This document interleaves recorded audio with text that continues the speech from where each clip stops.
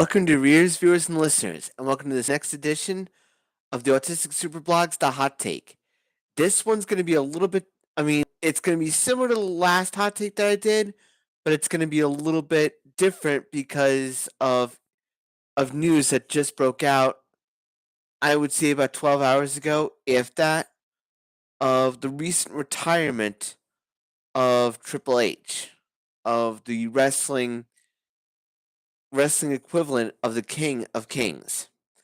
Um, as I mean, as I've made no bones about. Uh, by the way, chats are on, so if you want to talk, just drop a chat. So here's as someone who was watching wrestling who was watching WWE actually since 1993.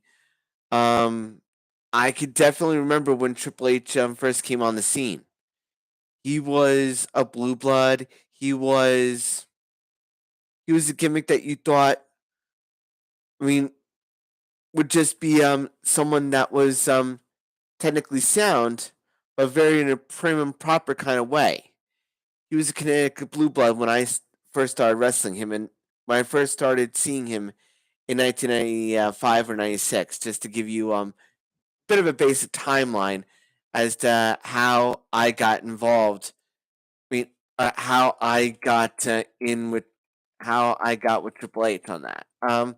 So for me, this one cuts deep for me because he means so much to the wrestling business and in other people personally. So I'm just gonna give some quick highlights, if I could, about Triple H's ascension in the main roster, but also about his ascension to what people might think as what can't I mean as to what he did in the wrestling business. So I want to just give a bit of a shout out to Triple H on his career. I'm just gonna give like a bit of a highlight.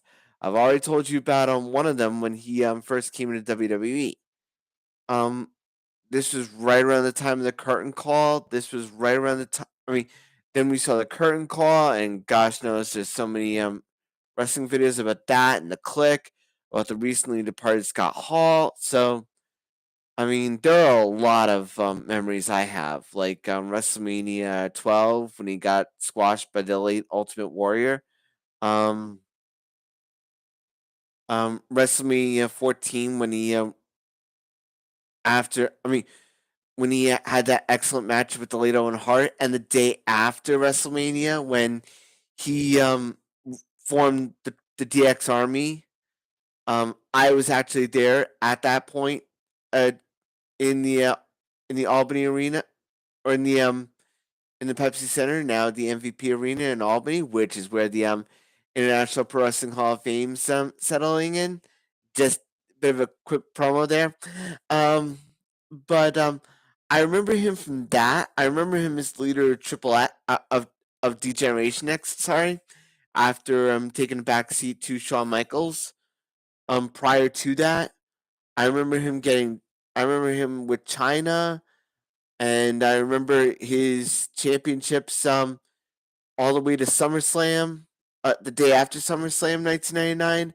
I remember him being such a great part of the business during the 2000s, 2001, when he blew out his quad, making it where he tore his quad, basically making Kevin Nash seem like someone special. And then his 2002 return that you can check out on YouTube on WWE.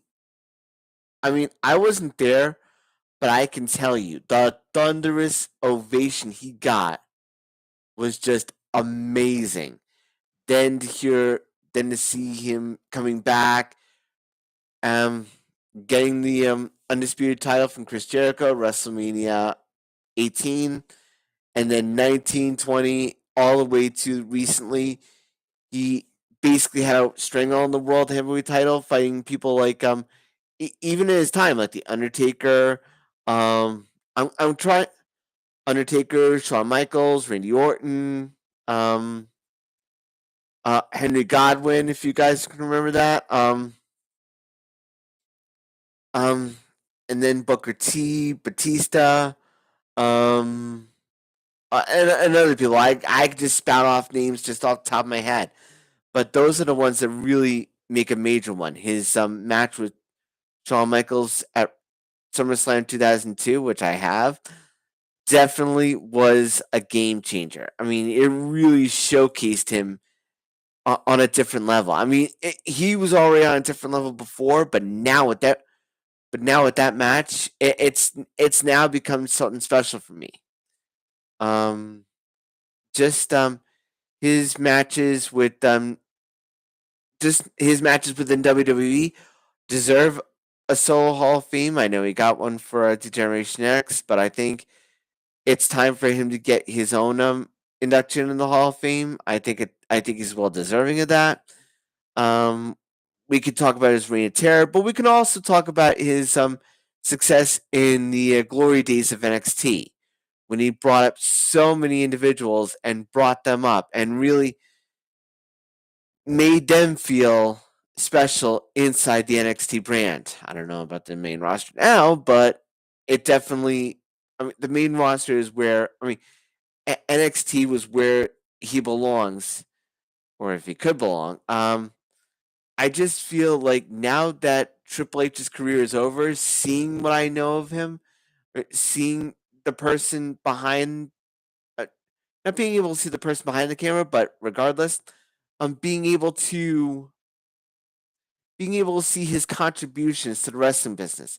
I could definitely tell you, then as now, he, I know I said he deserves to see him a Hall of Fame induction ceremony. He definitely does. But I could also see him not just being a past wrestler, but also someone that could train other people, like Shawn Michaels before him or William Regal before him. I mean, he can still be an active participant, even if he can't wrestle anymore. He could still train people. William Regal, as I mentioned before, perfect example about how a wrestler who who doesn't need the recognition, but can help train other wrestlers in the same vein.